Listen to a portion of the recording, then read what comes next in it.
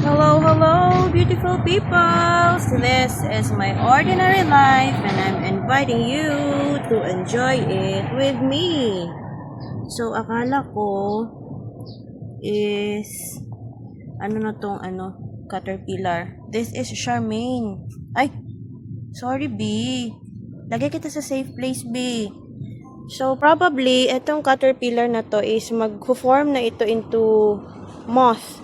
So, ganyan na yung color niya. So, feeling ko, gagawa na to siya ng cocoon. Okay? So, ilalagay kita dito sa safe place, ha? Dito ka. Oh. Buti na lang, hindi activate yung aking screaming self. Ay, hala. Nahulog. Sorry po. So, dito siya. Para safe siya ba? Kasi baka maapakan siya doon sa cement. So, yun lang guys. That's all muna. Share ko lang yung journey ng another Charmaine. Okay. Nag-react siya. Nag-react yung body niya for defense mechanism. So, ayan. Turning black na siya. So, hula ko talaga gagawa na to siya ng cocoon.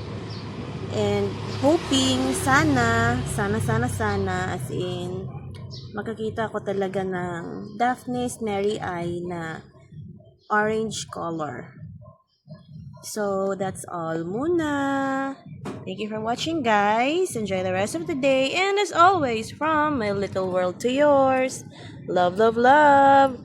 Bye. God bless everyone. So, hindi po siya harmed, ha? Ayan. Gumagalaw pa siya. Ang pahabol ako kasi yun nga, lalagyan natin siya sa safe na lugar para makapag-metamorphosis. Thank you! Bye-bye!